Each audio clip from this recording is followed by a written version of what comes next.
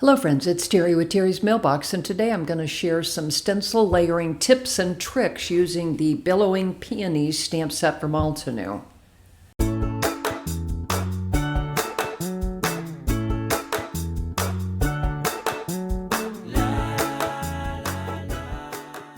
This is a huge stamp set, and I love the fact that you can get 2 cards out of one large image.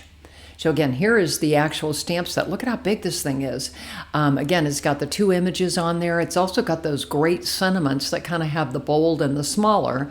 And my goal today is to get 2 cards out of one image. So I ended up doing a slimline and an A2 card.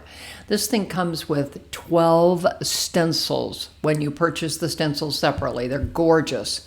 So again, I have embossed the larger image using the Altenew Obsidian Black Pigment ink and just clear embossing powder. So I've got that in the middle of a large piece of cardstock, and I'm going to use the great Altenew blending brushes and also the detail brushes to do this. So I'm a purple girl, so I went with the Enchanted Garden set. So we are going to do the different layers using the purple. So again, I'm looking at my stencils here. I've selected the ones for the larger image. Here is the layering guide. I love that Altenew includes these layering guides with all of their stencil sets to help you line things up and get things in the correct place. So we're going to start with this large opening. So this obviously is going to be the base layer. And again, I can see by the layering guide that this is the upper flower. So again, I'm just going to kind of put it over there, and then you kind of turn it until you get it in the correct position. And I'm going to use Altenew's satin masking tape, and you can see here that I'm working on their silicone mat, and I'm just going to again just use the tape just to kind of hold it in place. And so again, I've grabbed one of the blending brushes, and again, these are new, so I've got to make sure that I get a layer of ink on them. And so again, I'm a big fan of using one brush per color family.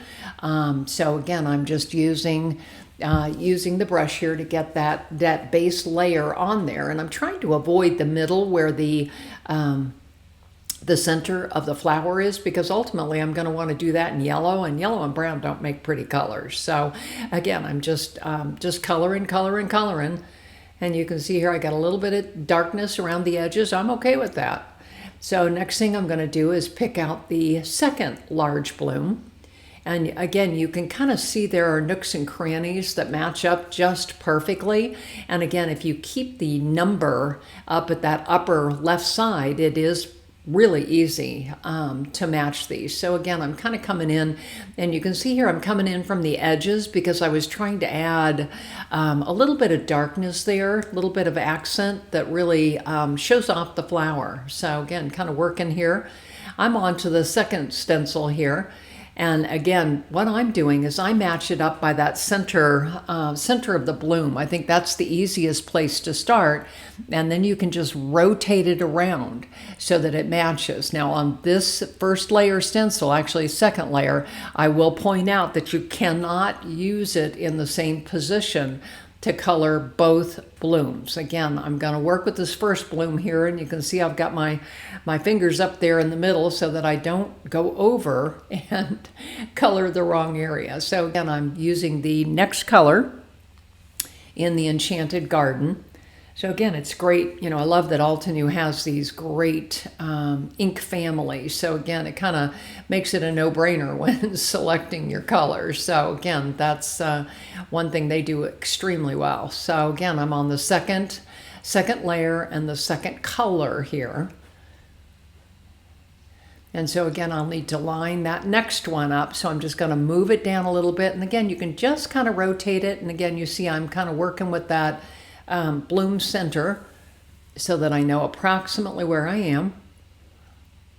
And again, there comes that purple satin tape. It's actually satin masking tape from Altenew. And again, what a great product. So again, I'm just going to color in, and again, I want to be sure that I don't get off the edges there. Often I'll take a piece of spare cardstock and just kind of cover that extra edge there, like at the top, for example, if I feel like I'm getting too close. So here's the reveal. Oh, not quite ready for the reveal. I wanted to point out there is one little piece there where it doesn't attach very well and it moves. So you want to be sure that you are, inking from the background over that instead of swirling around. We usually do circular ink blending. So this is the third layer, and this one actually lines up perfectly. So I can do both flowers at one time. So again, you can see I used that center part of the bloom on the lower bloom to start with and matched it up. So again, here I am using the third color in the Enchanted Garden family. Just too much fun. I love purple. Purple and teal. I'm a cool colors girl. So again, here we go for the reveal. Oh my goodness. This, I'm just speechless. This is just such a gorgeous bloom. So again, here I am again. So again, we're going to start with that center section there, get that lined up, and then you just rotate it around until you get it lined up perfectly. So there's my satin masking tape there. So again, just kind of taping it down in a few places. And then I'm gonna move along here. I always kind of dab off so that I don't get really dark circles. You know, when you're working with these blending brushes, you want to be sure that you don't, just start right on the stamp or on the paper, because again, you might get a really dark mark. So again, I kind of double checked here to make sure that I had all of the areas inked, and I'm pleased with them. So I'm going to add a little bit more there. There we go. Look at that. Oh my goodness. It is just gorgeous.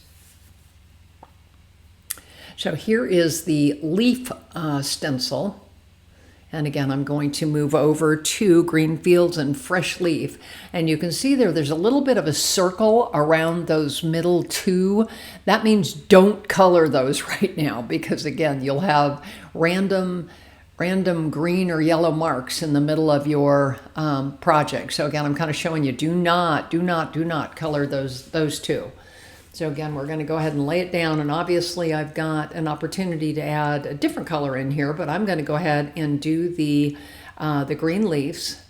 So again, you can see I've got the first layer on there, and you can see that I've kind of done the tips of the leaves in a different color, and then I used the pumpkin pie to do the centers.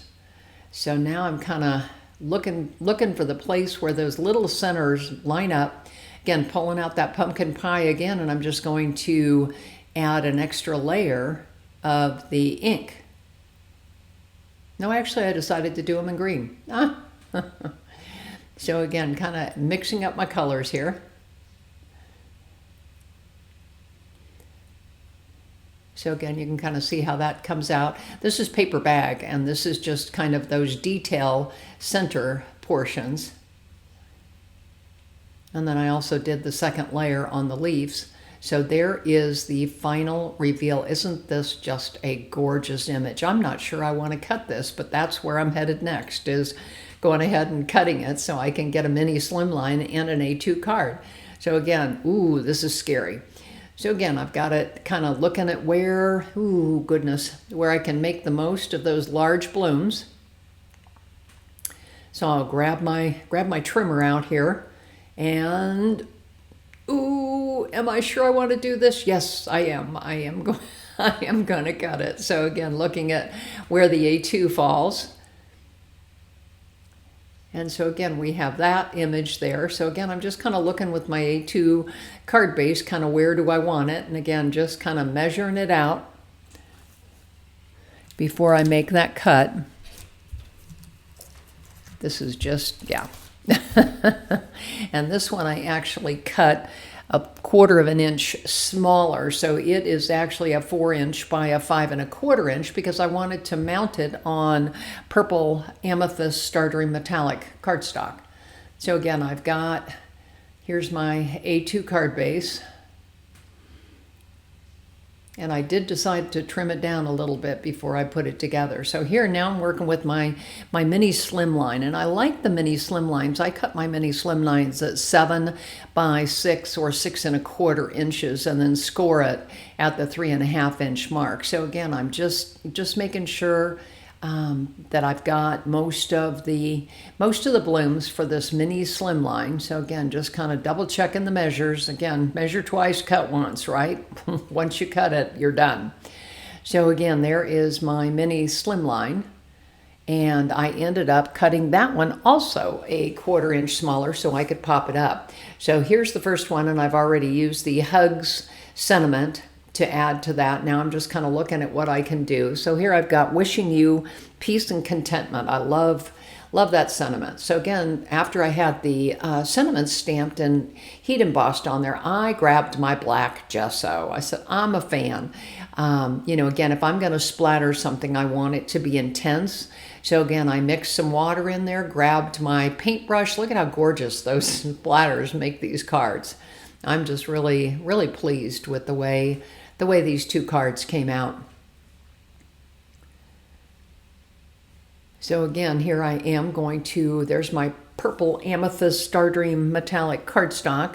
So again, I use my scoring tool to make sure that I can get things up in the corner and lined up right.